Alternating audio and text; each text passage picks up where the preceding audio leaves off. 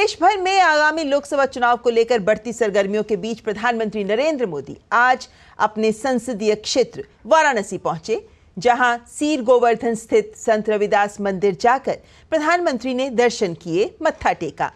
दर्शन के बाद प्रधानमंत्री जब रविदास पार्क के लिए चले, तब सड़क के दोनों ओर लोगों की भारी भीड़ ने प्रधानमंत्री का अभिवादन किया। तो वहीं मंदिर परिसर में संत रविदास की प्रतिमा का अनावरण भी प्रधानमंत्री ने किया और साथ ही संत रविदास जन्मस्थली के आसपास लगभग 32 करोड़ रुपए के विभिन्न विकास कार्यों का उद्घाटन भी किया। और इस अवसर पर प्रधानमंत्री ने कहा कि यहाँ का सांसद होने के नाते, काशी का जनप्रतिनिधि होने के नाते मेरी विशेष जिम्मेदारी भी बनती है कि मैं बनारस में आप सबका स्वागत भी करूं और आप सबकी सुविधाओं का खास ख्याल भी रखूं। समानता वंचित समाज को प्राथमिकता देने से ही आती है। इसलिए जो लोग, जो वर्ग विकास की मुख्य धारा से जितना ज्यादा दूर रह गए, पिछले 10 वर्षों में उन्हें ही केंद्र में रखकर काम हुआ है। पहले जिस गरीब को सबसे आखिरी समझा जाता था, सबसे छोटा कहा जाता था, आज सबसे बड़ी योजनाएं उसी के लिए बनी है। इन योजनाओं का दुनिया में सबसे बड़ी सरकारी योजनाएं कहा जा रहा है। और लोगों को संबोधित करते हुए प्रधानमंत्री ने कहा कि हमारे देश में जाति के नाम पर उकसाने और उन्हें लड़ाने में भरोसा रखने वाले इंडी गठबंधन के लोग दलित, वंचित के हित की योजनाओं का विरोध करते हैं। जाति की भलाई के नाम पर ये लोग अपने परिवार के स्वार्थ की राजनीति करते हैं। जात पात के नाम पर जब कोई किसी के साथ भेदभाव करता है तो वो मानवता का नुकसान करता है।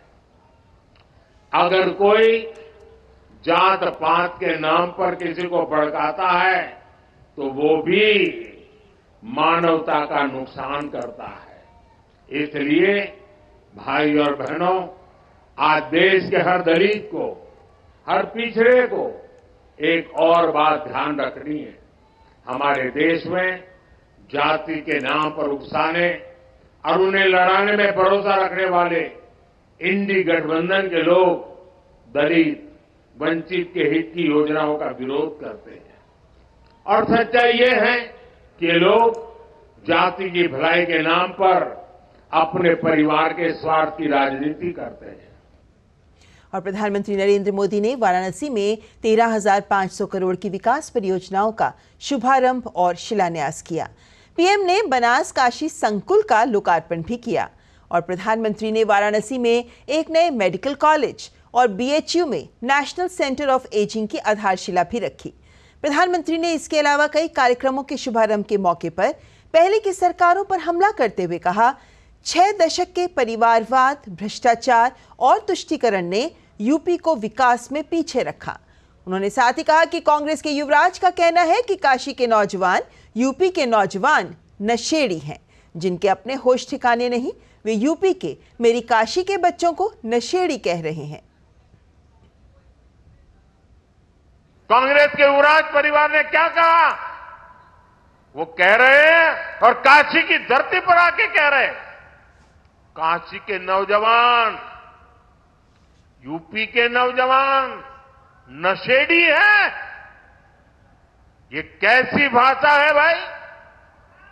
मोदी को गाली देते देते तो इन्होंने 2 दशक बिता लिए, लेकिन अब ईश्वर रूपी जनता जनार्दन पर, यूपी के नौजवानों पर ही ये लोग अपनी फ्रस्ट्रेशन निकाल रहे हैं।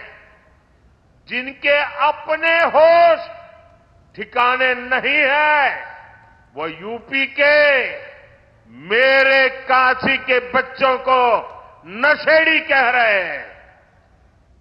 प्रधानमंत्री ने इंडी गठबंधन को घेरते हुए कहा कि आजकल तो इनके गुस्से का, इनकी बौखलाहट का एक और भी कारण है।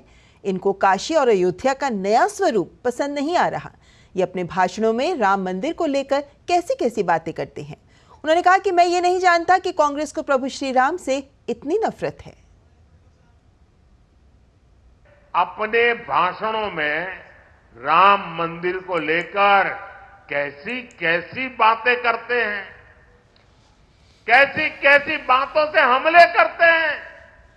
मैं नहीं जानता था कि कांग्रेस को प्रभु श्री राम से इतनी नफरत है।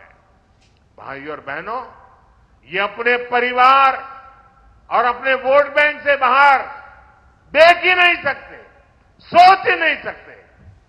तभी तो हर चुनाव के दौरान साथ आते हैं और जब परिणाम नील बटा सन्नाटा आता है तो ये एक दूसरे को गाली देते हुए अलग हो जाते हैं। और इस वक्त हमारे साथ कार्यक्रम में अनिल बंसल जी जुड़ गए हैं, वरिष्ठ पत्रकार हैं। अनिल जी, बहुत बहुत स्वागत है आपका।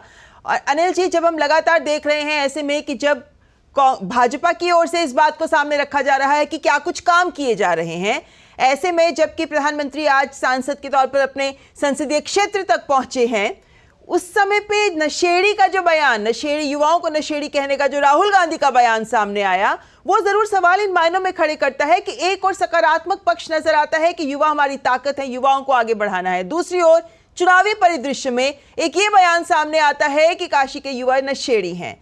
क्या ये तर्क कुतर्क बनता नजर आ रहा है कांग्रेस के लिए? देखिए, ये जो भाषा है ये बहुत ही आपत्तिजनक है। कांग्रेस के लिए ये घातक है, नुकसानदेह, वो तो एक अलग मुद्दा हो ही गया राजनीतिक तौर पर। लेकिन हमें शब्दों का चयन सोच समझकर करना चाहिए। और एक देश की सबसे पुरानी पार्टी के नेता हैं, उनको भाषा पर अगर संयत उनकी भाषा नहीं है या वो जानते नहीं क्या बोल रहे हैं, तो ये बहुत ही गैर जिम्मेवाराना बात है।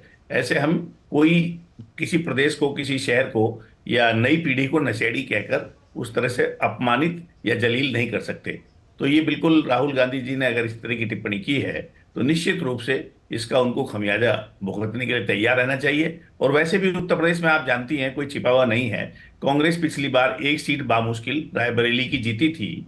जो कांग्रेस कभी उत्तर प्रदेश, जिसमें जवाहरलाल नेहरू के समय में, इंदिरा गांधी के समय में कांग्रेस का गढ़ होती थी, वो उस उत्तर प्रदेश में आज कांग्रेस के लाले पड़े हुए हैं। पिछली विधानसभा में 2022 में उनके 2 ही विधायक जीत पाए। तो वो लगता है कि बिल्कुल और ही उत्तर प्रदेश को पूरी तरह कांग्रेस मुक्त करने पर शायद राहुल गांधी आमादा हो गए हैं, जो इस तरह की शब्दावली का इस्तेमाल कर रहे हैं। लेकिन अनिल जी, साथ ही प्रधानमंत्री जब आज विपक्ष पर तंज कस रहे थे, हमला कर रहे थे, उस समय ये बात कि चुनावी परिदृश्य में, चुनाव के माहौल में ये दल साथ आ जाते हैं और जब कुछ हाथ नहीं लगता तब लड़ते हैं और अलग हो जाते हैं। और इस बार तो सपा कांग्रेस को लेकर कहा कि उनकी तो जमानत जब्त होने वाली है। ये इस तरह, जिस तरह की तस्वीर प्रधानमंत्री सामने रख रहे हैं, क्या जमीन पर भी ये ऐसे ही नजर आ रही है? देखिए ममता जी, आप भूलिए मत कि 2019 के लोकसभा चुनाव में कांग्रेस, सपा और बसपा और रालोद सबका गठबंधन था। तब भी क्या परिणाम आए? राहुल गांधी अमेठी में खुद चुनाव हार गए, जबकि वहां उनका सीधे भाजपा से मुकाबला था। कोई तिकोना या किसी और दल ने उनके वोट नहीं काटे। तो ऐसी सूरत में कोई मुकाबला है ही नहीं। उत्तर प्रदेश तो एक ऐसा मैदान है जहां कांग्रेस, जब बीजेपी को मेजोरिटी वोट के साथ आप जीतते हैं, मान लो 2019 के दिल्ली के लोकसभा चुनाव में 7 की 7 सीटें तो भाजपा जीती ही, हर सीट पर 50% से ज्यादा मत मिले पार्टी को, तो फिर वहां कांग्रेस, आम आदमी पार्टी मिल जाए। उत्तर प्रदेश में अगर 50% से ज्यादा वोट मिले हैं बीजेपी को ज्यादातर सीटों पर, तो वहां फिर बाकी लोगों के मिलने का कोई मतलब नहीं रह जाता। मतलब तब रहता है जब आप तिकोने या चौकोने मुकाबले में जीत जाते हैं 30, 35, 40% वोट लेकर। उत्तर प्रदेश का परिदृश्य बदल चुका है। यहाँ बाकी दलों के लिए संभावनाएं नहीं है निश्चित रूप से, और डबल इंजन की सरकारें चल रही है। और इसको आम आदमी भी, जो भाजपा से सहमत नहीं होते, जो सरकार के समर्थक नहीं है, वो भी ये मानते हैं कि योगी जी के समय में जहां प्रदेश की स्थिति में कानून व्यवस्था में बहुत सुधार हुआ है, वहीं मोदी जी के योजनाओं का गरीबों को लाभ मिला है। आयुष्मान भारत में देखता हूं सब्जी बेचने वाला, उसके हार्ट का वाल्व बदला गया, तो जो कल्पना भी नहीं कर सकता था कभी इतना गरीब आदमी। तो कल ही मुझे एक ऐसे आदमी से मुलाकात हुई, मैंने कहा कहाँ से किया? बोले आयुष्मान से हुआ, कोई पैसा नहीं लगा। तो ये चमत्कारिक बात है कि गैस का सिलेंडर आपको साल में एक फ्री यानी मिल जाता विकास योजनाओं का लाभ आपका कहना है कि मिल ही रहा है लोगों को, वो एक पहलू है। लेकिन जब हम कांग्रेस की बात करते हैं, क्योंकि हम ये देख रहे हैं कि हर जगह जहां पर भी भाजपा की ओर से जो भी बात कही जाती है वहां पे सीधा अटैक कांग्रेस पर किया जाता है, और ऐसे में कांग्रेस की ओर से भी आपको लगता है कि अपने ही मुश्किल में घिरती नजर आ रही है कांग्रेस की, गठबंधन बन रहा है उनका, किसी के साथ समझौता हो रहा है नहीं, तो भी ममता जी, समस्याएं, आंतरिक विरोध की आवाजें बुलंद हो रही हैं। सलमान खुर्शीद ने भी फारुखाबाद सीट को लेकर अपना बयान दिया है। नहीं नहीं ममता जी, उत्तर प्रदेश में तो कांग्रेस कमजोर है ही। आप देखिए पश्चिम बंगाल में जब ममता बनर्जी कह रही है कि 40 सीट भी नहीं आएंगी, तो फिर स्थिति क्या है? हम 2004 की कई लोग उदाहरण देते हैं कि साहब तब भी कोई नेता नहीं था अटल जी के सामने, लेकिन भाजपा हार गई थी। तब 2004 में कांग्रेस की स्थिति इतनी कमजोर नहीं थी, 100 से ज्यादा सीटें कांग्रेस की थी। आज 40, 45, 50 सीटों पर कांग्रेस सिमटी हुई है। तो जब नेता का सवाल आता है, मतदाता जागरूक हैं, वो समझते हैं कि नेतृत्व तो कौन करेगा। 1996 में ये देश देख चुका है।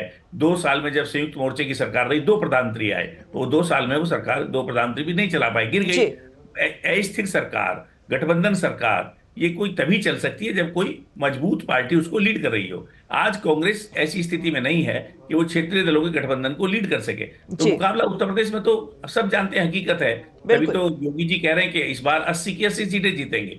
जहां ये आत्मविश्वास है, जहां इस तरह की कार्यशैली है, या उनको लगता है कि हम अब एक भी सीट विपक्ष को नहीं जीतने देंगे, वहां कांग्रेस या सपा या बहुजन समाज पार्टी या दूसरे किसी भी दल का क्या मतलब रह जाता है? मुझे लगता है वो एक औपचारिकता भर होगी। और चलिए जो अनिल जी, जी जी आप बने रहे हमारे साथ, लेकिन यहाँ पर वक्त चला है एक